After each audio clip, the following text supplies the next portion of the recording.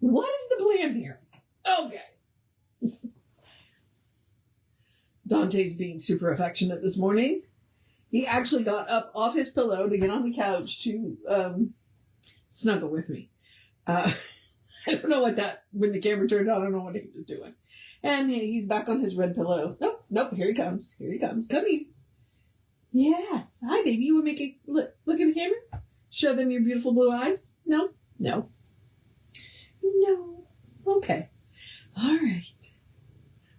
It is 66 degrees out there today. And it's going to be 80 for the high. And it's February 10th. This is ridiculous. It's supposed to rain tomorrow. And then be 80 again on Thursday. And then I think we're going to get a little bit more of a front that comes in on Friday. And it may rain all day on Saturday, which is Valentine's Day. So, which I'm not thrilled about. Because I'm going to drive to the Texas Cult Museum to meet my mom. So, all right. We are doing a new design for living. Let's do the housekeeping. And all the housekeeping is me reminding you that we are Creative Life Spiritual Center. Website is creativelife.org. Constant contact email, info@creativelife.org. You get one email a week, tells you what's going on for the week and the month. Hot links are hot. Click here now means it. And it's a blind CC. Nobody will see your email. You want to end up on anybody else's email, it's because of us. Now,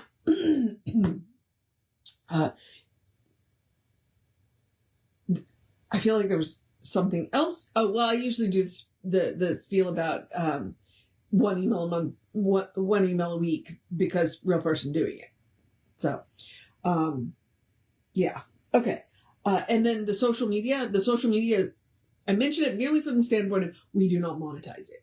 We don't want to deal with the ads any more than you do. So what we ask you to do instead is go like, subscribe, follow based on which platform you want, the pages.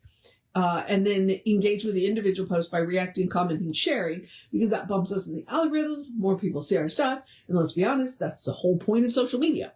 So it's a free and easy way that you can support the center. Okay. We are going to do 2 articles today because they are both fairly short, and then we will finish this chapter tomorrow.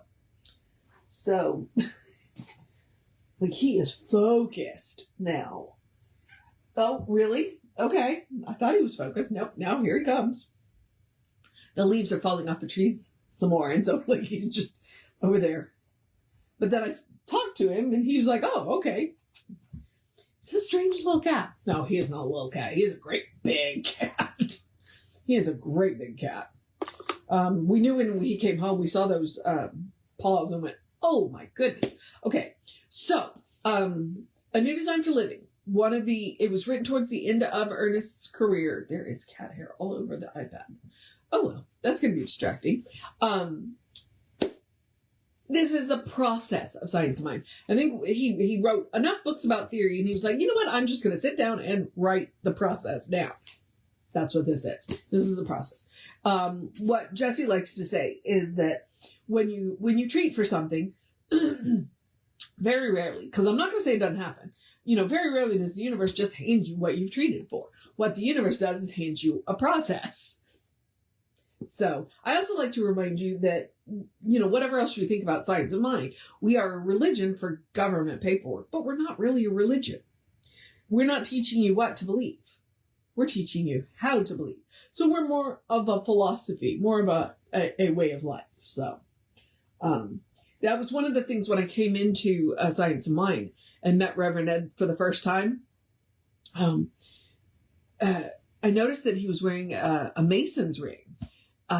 And I don't know if I said something or basically he said something else that prompted but basically what it was is whatever affiliations you have, you don't have to give up your affiliations to come into Science of Mind. One of the deans of the campuses is Buddhist, teaching Science of Mind. Our music director is Jewish, but he's in a Science of Mind.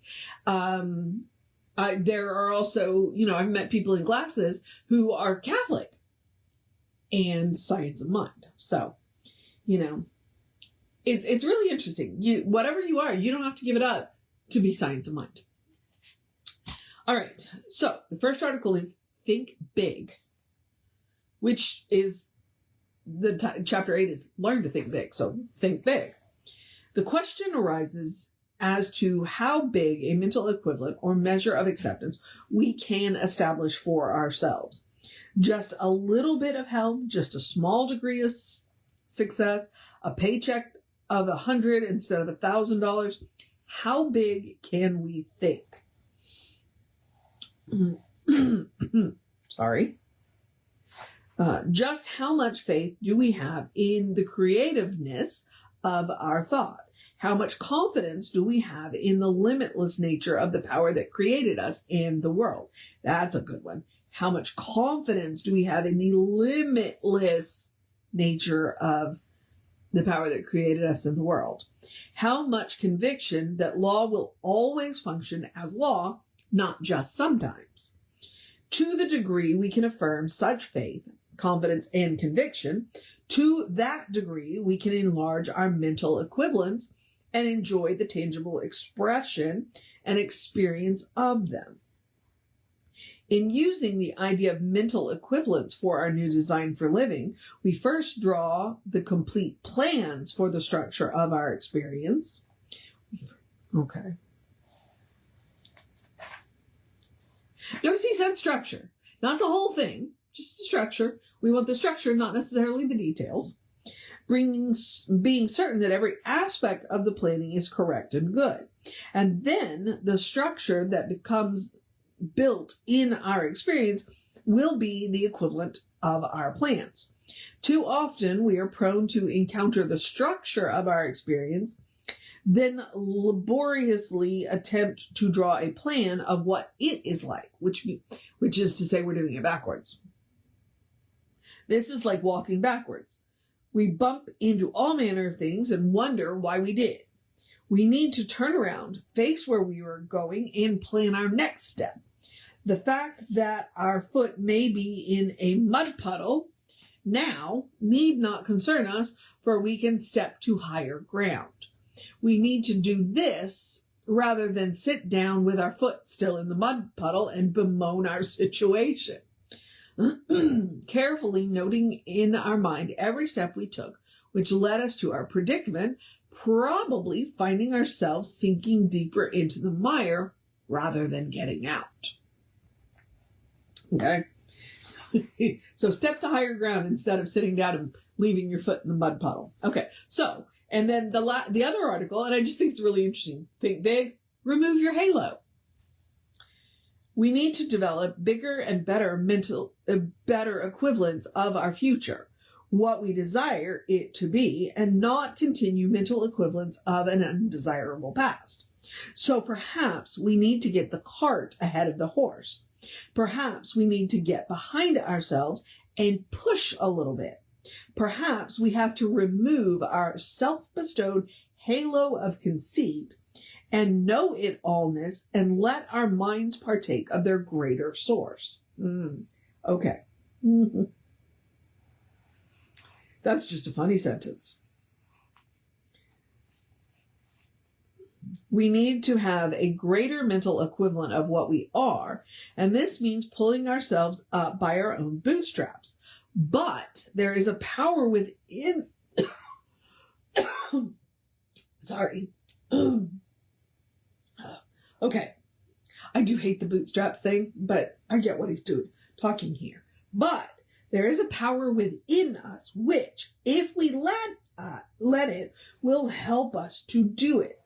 So while we're over here pulling ourselves up by our bootstraps, there is something that will help us. So we're not doing it alone, okay? We are responsible for pulling our own bootstraps, but not by ourselves. In this, all this simmers down to the fact that the law of mental equivalence automatically responds to our thinking. Whatever we have an equivalent of in our total thought content will become our experience. This is only another way of saying that it is done unto us as we believe. We need to endeavor to learn how to believe and how to accept, to know that which we desire is already a reality in thought, in spiritual reality. It automatically becomes a tangible reality. This process may take time and effort, but it will gradually change our whole basis of thinking until, through the action of law, it will cause an equivalent of thought to appear in our experience. And that right there is one of the things where he said spiritual reality in the mind. That's one of the things that got me through well, how do I pray as if I already have it? How do I pray as if it already exists? Well, it does in the mind of God. Anything I could possibly want that is good for me already exists in the mind of God. All I have to do is accept it. And then once I accept it, that it is for me, then the creative power will find a way to get it to me. But I have to accept it first. So that is how I got through that. How do I accept something that I can't see? It's like, okay, you know what? It already exists in the mind of God. And that was a remarkably easy leap for me. So I hope that it is for you as well. You know, maybe I don't see it right here in my immediate material environment, but I know it already exists in the mind of God. So there we go. All right. So that is, remove your halo. Yeah, I don't know everything. When at work they say, ask Lisa, she knows everything. I'm like, no, I don't know everything. I know a lot, but I don't know everything. I don't even know,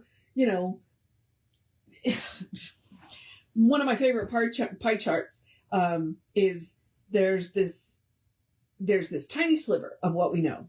And then there's this tiny sliver of what we don't know. And then there's the rest of the pie chart, which is the stuff we don't know.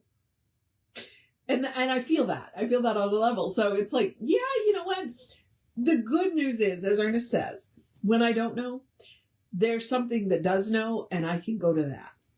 So, all right. Now, I'm going to encourage you to have a great day, a wondrous day, a fantastic day, a magical day, an enchanted day, a wonderful day, an awesome day, an amazing day, enjoy the sunshine while we've got it day. A maybe dance in the rain tonight day, a cuddle your fur babies day, a drink plenty of water day, a take care of yourself day, a make sure you make time to sit down and take a break day, a take care of business day, a you got this day, a read something just for fun day, a play a game day, a tell somebody you love them day, a wrap your work up day, I have no idea where I was about to go with that. So yeah, a good day. And if that is too much pressure, because occasionally it is, I get it. And I really do. Simply have a day. You are enough, just as you are. You are a beloved expression of the divine. You are spirit in motion, God in action, a beautiful masterpiece, and a work in progress at the same time. A brilliant light and a divine spark. And as Reverend Jesse likes to call us, you are a godling. All right? So explore the truth of your being. Get to know who the divine knows you to be, because the divine knows you to be good. And from there, anything is possible. All right, beloved. I don't know what's going on down there. Take care of... Oh, wait. No. Hang on. Reverend David should be on around 5 p.m. with you. I'll be back with you around 9-ish tomorrow. Take care of yourself. Know that you are loved.